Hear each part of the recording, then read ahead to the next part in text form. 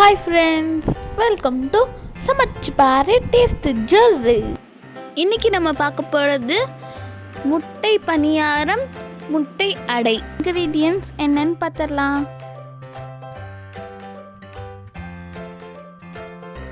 முட்டை பணியாரமும் முட்டை அடையும் எப்படி பண்ணுறதுன்னு பார்க்கலாம். அதுக்கு நான் 3 முட்டை எடுத்திருக்கேன். அதை இப்போ ஒரு மிக்சிங் பவுலில் உடச்சி ஊற்றிடலாம். உடச்சி ஊற்றினதுக்கப்புறம் 1/2 டேபிள் ஸ்பூன் உப்பு,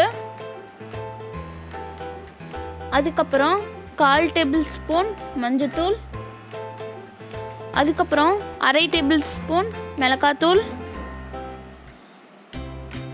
அதுக்கப்புறம் 1/4 டேபிள் ஸ்பூன் பெப்பர் எல்லாம் சேர்த்ததுக்கப்புறம் நல்லா பீட் பண்ணிக்கோங்க. இப்போ நல்லா கலந்து விட்டுக்கிட்டே இருந்தாச்சு. இந்த டயத்தில் 2 மீடியம் சைஸ் பெரிய வெங்காயத்தை பொடி பொடியாக நறுக்கி வச்சுருக்கேன்.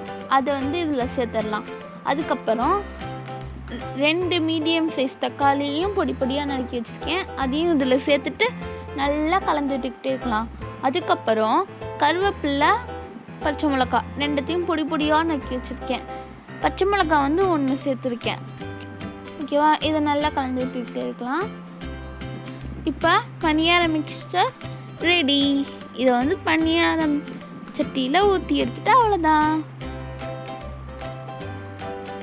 இப்போ ஸ்டவ் ஆன் பண்ணிவிட்டு பணியாரம் கடாய் வச்சுக்கோங்க. அதுக்கப்புறம் இதில் ஒரு குழியிலையும் எண்ணெயை ஆட் பண்ணிக்கலாம். ஆட் பண்ணதுக்கப்புறம் நம்மளோட முட்டை மிக்சர் இருக்குல்ல, அதை இதில் பாதியாக ஊற்றுங்க. அந்த குழியிலே பாதியாக ஊற்றிக்கோங்க. அப்போ தான் சின்ன சின்னதாக அழகாக உருண்டையாக கிடைக்கும். அந்த சைடு வெந்துருச்சு. இப்போ இதை திருப்பி போட்டுக்கலாம். நான் பண்ணுற மாதிரி திருப்பிக்கிட்டிங்கன்னா ஈஸியாக இருக்கும். அப்புறம் குத்தி திருப்பினீங்கன்னா அப்புறம் எல்லாம் பிஞ்சிடும். பாருங்கள், டக் டக்குன்னு எல்லாத்தையும் திருப்பியாச்சு.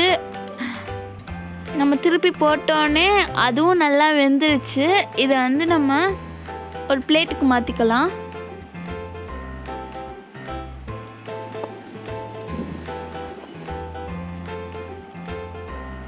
நான் இன்னொரு ஈடு ஊற்றிருக்கேன்.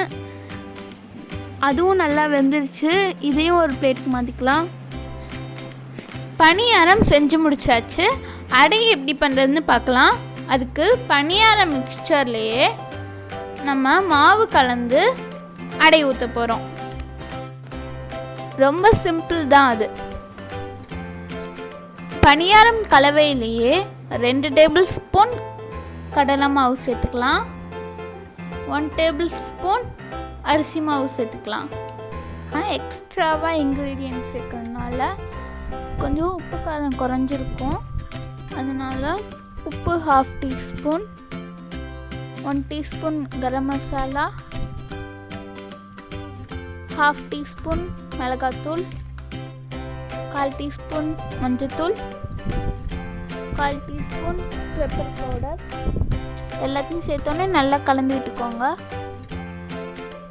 இப்போ நல்லா கலந்து விட்டாச்சு. இதுதான் அடையோட மிக்சர். உங்களுக்கு அடை ஊற்றுற அளவு கன்சிஸ்டன்சி வரலன்னா கொஞ்சம் தண்ணி இல்லைன்னா முட்டை ஆட் பண்ணிக்கோங்க. இப்போ அடை ஊற்ற ஸ்டார்ட் பண்ணிடலாம். நீங்கள் ஊற்றுனதுக்கப்புறம் தேய்க்கலாம் கூடாது. சும்மா அழுத்தி விட்டாலே போதும். அது ஷேப் மாதிரி வந்துடும். பாருங்கள், நான் அழுத்தி விட்டதுலேயே ரவுண்ட் ஷேப்புக்கு வந்துருச்சு. இப்போ திருப்பி போட்டுக்கலாம். இப்போ 2 சைடும் நல்லா வெந்திருக்கு. இது ஒரு பிளேட்டுக்கு மாற்றிக்கலாம். அடையும் இப்போ ரெடி ஆயிடுச்சு.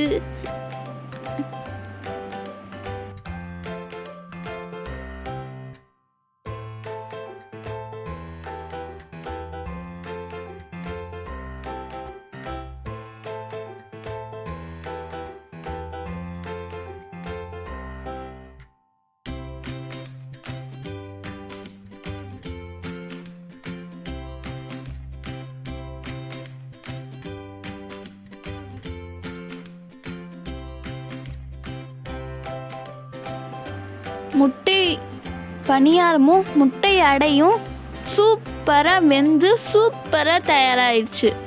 இப்போ இதை டேஸ்ட் பண்ணி பார்க்கலாம்.